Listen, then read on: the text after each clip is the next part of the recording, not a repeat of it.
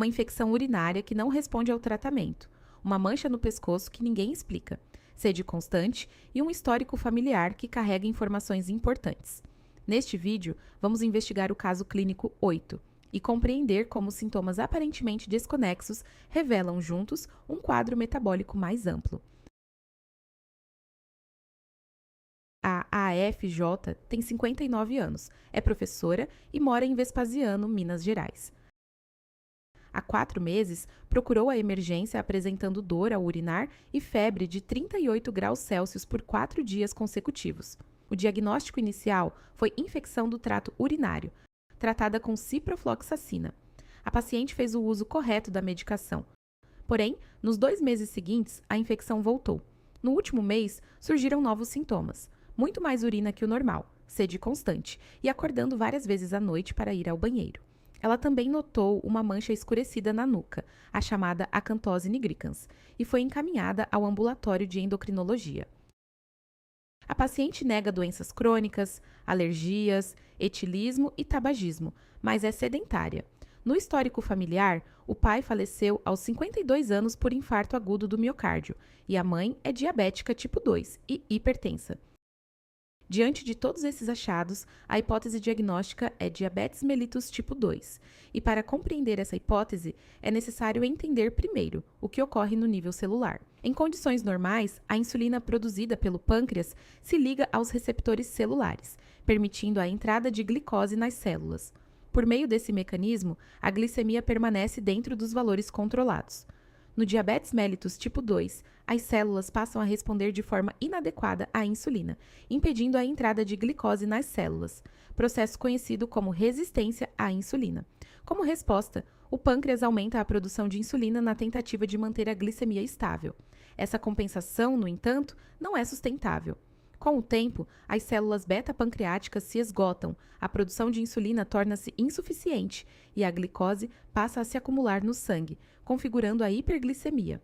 Esse acúmulo de glicose, porém, não foi o primeiro sinal. Antes dele, o sangue de AFJ já carregava outro alerta. O pâncreas, tentando compensar a resistência à insulina, estava produzindo insulina em excesso. Esse estado é chamado de hiperinsulinemia. Esse excesso de insulina ativa receptores de IGF-1 na pele, estimulando a proliferação de queratinócitos nas regiões de dobras cutâneas. O resultado é a acantose nigricans, exatamente o achado descrito na região cervical posterior de AFJ. Isso mostra que a resistência à insulina já estava instalada bem antes dos outros sintomas surgirem. A acantose nigricans foi só o primeiro sinal visível disso. Avançando para a hiperglicemia, podemos agora explicar a poliúria, a polidipsia e a noctúria apresentadas por AFJ. Quando a glicemia ultrapassa o limiar de reabsorção renal, em torno de 180 mg por decilitro, os túbulos renais não conseguem reabsorver toda a glicose filtrada. O excesso é então eliminado na urina, processo denominado glicosúria. A presença de glicose na urina aumenta sua osmolaridade, arrastando água por osmose. Esse mecanismo, conhecido como diurese osmótica, resulta em maior volume urinário e maior perda hídrica, o que estimula a sede como mecanismo compensatório. Com isso, retornamos ao ponto de partida deste vídeo, a infecção urinária recorrente. A glicose presente na urina constitui um substrato energético favorável à proliferação bacteriana, particularmente para a Escherichia coli. Adicionalmente, a hiperglicemia compromete a resposta imune local, reduzindo a atividade de neutrófilos na mucosa do trato urinário. O tratamento com antibiótico eliminava o agente infeccioso, mas o ambiente permanecia favorável à reinfecção. Sem o controle da glicemia, a recorrência da ITU era esperada, como de fato ocorreu no caso de AFJ. Diante do mecanismo descrito, por que esse processo se desenvolveu especificamente em AFJ? A predisposição genética é reforçada pelo histórico materno de diabetes mellitus tipo 2. O sedentarismo contribui para a redução da sensibilidade muscular à insulina.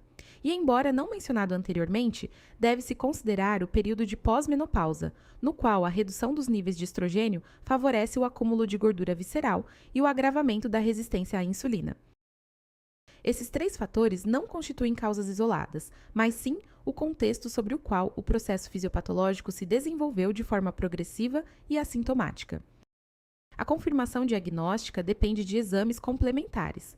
3 exames são fundamentais neste caso, e nenhum deles, isoladamente, é suficiente para o diagnóstico. Eles devem ser interpretados de forma conjunta. O primeiro é a glicemia de jejum. A coleta é realizada em tubo com fluoreto, após jejum de 8 a 12 horas, utilizando metodologia enzimático-colorimétrica com leitura espectrofotométrica. Caso o resultado seja igual ou superior a 126 mg por decilitro em 2 coletas, há indicação relevante de diabetes tipo 2. Considerando o quadro clínico de AFJ, esse seria um resultado coerente com a hipótese. O segundo exame é a hemoglobina glicada, ou HbA1c. Diferentemente do exame anterior, não requer jejum e não reflete a glicemia momentânea, mas sim a média glicêmica dos últimos 2 a 3 meses, uma vez que a glicose se liga de forma irreversível à hemoglobina durante o ciclo de vida da hemácia. A metodologia empregada é a HPLC. Caso o diabetes mellitus tipo 2 já estivesse instalado há meses, como sugerem os sintomas de AFJ, o resultado provavelmente seria superior a 6,5%. Os 2 primeiros exames avaliam a hiperglicemia. Já o terceiro, o HOMA-IR, tem um foco diferente, a resistência à insulina. Ele é calculado a partir da insulina e da glicemia de jejum, com metodologia de imunoensaio por quimiluminescência. Em populações brasileiras, valores acima de 2,7 já indicam resistência significativa. Para a AFJ, esse exame teria um papel importante. Além de confirmar a hiperglicemia, mostraria o mecanismo que está por trás dela desde o início. É possível agora reconstruir a linha do tempo do caso de AFJ.